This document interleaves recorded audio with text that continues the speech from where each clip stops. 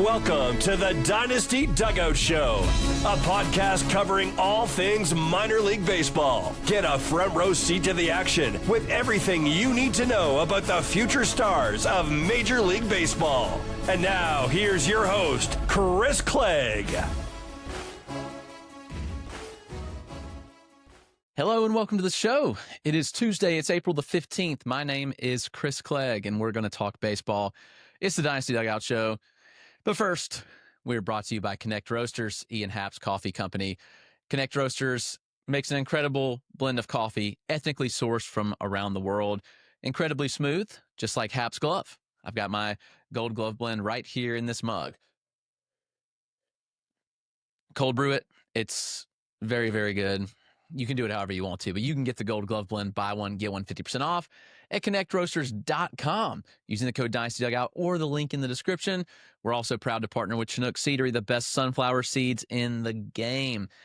Go to chinookseedery.com, use the code Dynasty Dugout, get 10% off your order. It's Tuesday, meaning we had no minor league action on Monday. Typical minor league day off on Monday, but we do have a lot of good major league stuff to break down, a lot of big performers across the 10 games that we saw. Let's start with the pitchers because I think the most notable performance of the day yesterday was Shane Baz, who absolutely shoved across his 6 innings of work. He allowed 2 hits, 1 run, no walks, and 11 strikeouts. Baz has been buzzing this whole season. He ended last year strong too. The fastball velocity's up. The changeup looks really good. The breaking ball's sharp. Shane Baz looks legit, and in his 3 starts this year, his first start of the year against the Pirates, he went 6 scoreless with 10 strikeouts, and then last night 11 strikeouts across 6. The previous start was 7 innings with 2 earned, so not 7 earned. He did not do that, but Baz has looked the part. He's missing bats. He's got one of the more dominant arsenals right now. The fastball tick up is huge. He's averaging north of 97 right now. He averaged 95.6 on the fastball last year. The slider shape looks improved. The changeup has heavy fade, more fade than we've seen in the past, and the results are there. Baz has always had the talent. There's never been any denying the talent that Shane Baz has, and he got results last year. I mean, he had a 3.06 ERA across 79 innings. If you'll remember, he was coming back from injury last season. He pitched a little bit in 2022 before going down, needing surgery, and he missed all of 2023. So Baz now 25 years old. He looks like the arm that many thought that he could be. So I'm very excited about Shane Baz and what he is bringing to the table. So you love to see that kind of performance from Baz. I think that is noteworthy in of itself and looks like the kind of arm that could be a top 10, 15 arm in baseball. So we'll see how it continues. But yeah, I mean, impressive start with 11 strikeouts, 17 whiffs, and 32% CSW. Tarik Skubal, ace is going to ace. I mean, he looked exactly like you expected him to. He had a shaky first couple of starts, but he's now thrown 2 straight scoreless starts. 6 innings last time out, 7 innings this time, 9 strikeouts, no walks, and 4 hits. So Skubal looked really, really good. That was a standout performance for me. I think that, Skubal's one of the best lefties in the game. There's a reason he won Cy Young last year. Not a lot to note here. Skubal's an ace. It just is what it is. It was encouraging to see Sonny Gray bounce back. He had a good start.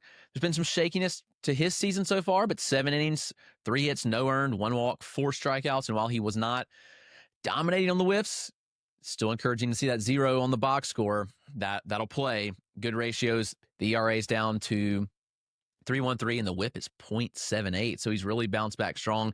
There's some questions early on, like, how was Sonny Gray going to perform? Well, here you go. Grant Holmes, the Braves ran him out in the 8th inning. He ran into a little bit of trouble, but he finished with 7 2/3 innings, 2 hits, 3 earned runs, 2 walks, 4 strikeouts. Holmes did take a perfect game into the 5th inning, and he took a no-hitter into the 6th inning. So pitching extremely well. Holmes has stuff. Like, he's got a legit arsenal of pitches. Curveball's nasty. What a story he has. 10 years in the minors after being a first-round pick by the Dodgers before finally making his MLB debut last year with the Braves. Grant Holmes is fun. He's going to be a staple in this rotation all season, no matter what happens. It would take a lot for Holmes not to be in this rotation at this point. Dustin May looks like a full breakout at this point. He went 6 innings, 3 hits, 1 earned run, no walks, and 7 strikeouts.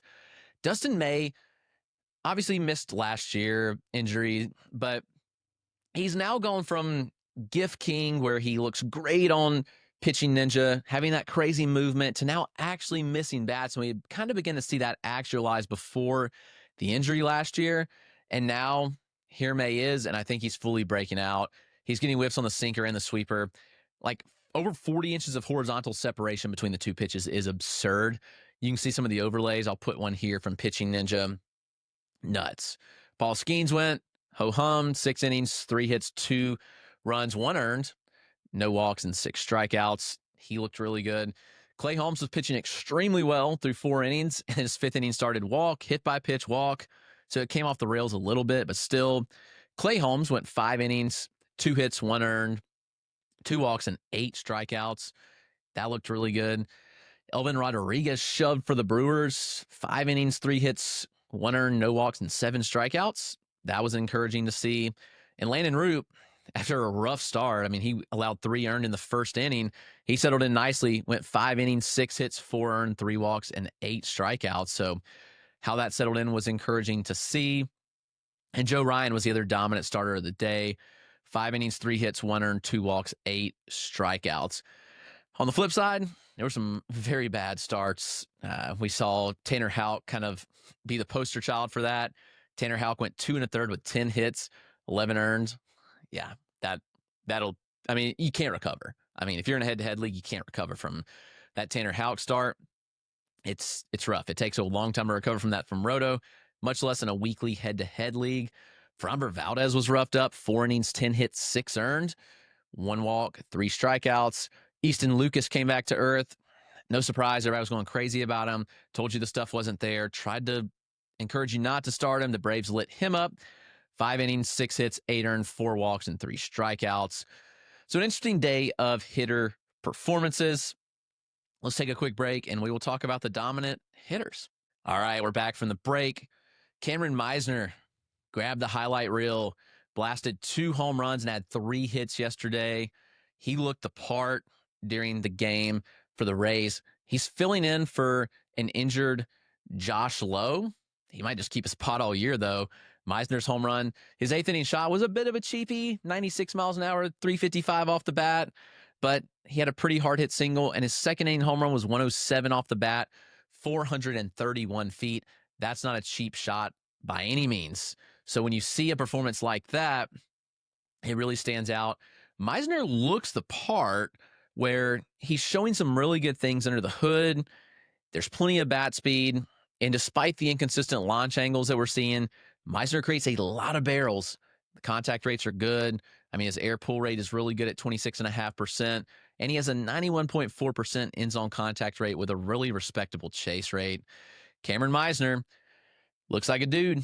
I'm intrigued to see what he can do. We had a couple other 2 home run performances.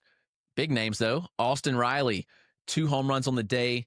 For Riley, he looks back to who he has been in the past. If you'll remember, I mean, he hit 104 home runs between 2021 and 2023 seasons. So 3 seasons, 104 homers. Like, Riley can mash, and he showed us that on Monday against the Jays.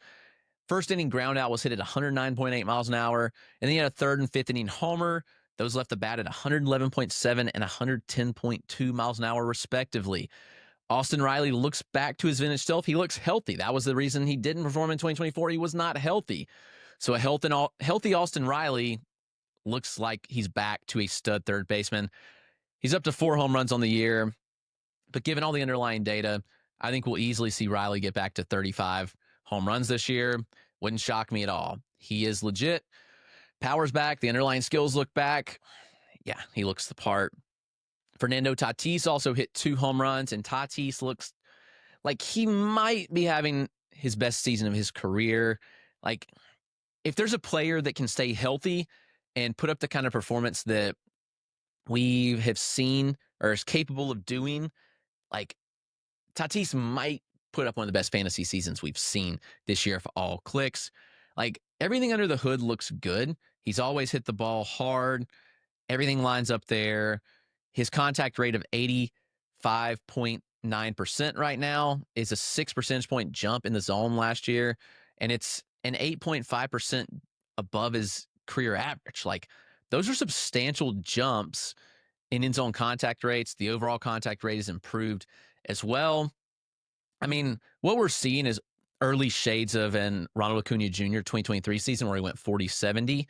That was a season that Acuna cut his strikeout rate substantially and he upped the contact rate a ton. It's exactly what Tatis is doing. Not going to say he does that, but he's up to 6 home runs and 6 stolen bases so far. Yeah, and Tatis absolutely looks the part. So those were the 2 home run standouts on the day. Tyler Fitzgerald had a big game as well. He had a home run, but he nearly left the yard 2 more times. He ended up a single shy of the cycle. That doesn't happen very often, but it's exactly what happened with Fitzgerald. He homered early in the game. It was like 97 miles an hour. Later in the game, in the 7th, I think he banged a triple off the opposite field wall. So nearly left the yard to the opposite field. And then in the 9th, he one-hopped the wall for a double. So big game for Tyler Fitzgerald. We'll hope that he can get going because when Tyler Fitzgerald is on, he's electric. I mean, we've seen that. The early returns look all right. It was his first home run, but he has 4 stolen bases. You're going to get speed out of him for sure. But yeah, Fitzgerald absolutely looks the part. Other notable performers were Nolan Arenado, 3 hits and a homer on the day. Mookie Betts had 2 hits and a homer. Mike Yastrzemski, 2 hits and a homer. Luis Arias, 3 hits and a homer. Nick Castellanos homered. What happened? If Castellanos homered, something's happening around the world. Junior Caminero homered for a 3rd straight day. Sean Murphy homered. Jeremy Pena homered. So a lot of fun performances yesterday at the plate. So things you like to see. Certainly some encouraging things from several players. And yeah, it was a shorter sample. I think it was a 10-game sample across the majors. Shorter show today, but we'll be back with the minors tomorrow with a lot to cover. I'll be at the ballpark tonight. The new Hub City Spartanburger Stadium, Rangers' new high A affiliate. They're opening up the stadium tonight. I will be there, so I'll have lots to break down for you. So I'll be back tomorrow with some live looks and breakdown of everything you need to know. So until then, be sure to take care. Subscribe to the YouTube channel if you enjoyed. Like and comment on the video. Tell me what you liked best about Monday's slate of baseball games. And subscribe on your favorite podcast platform. We'll see you tomorrow.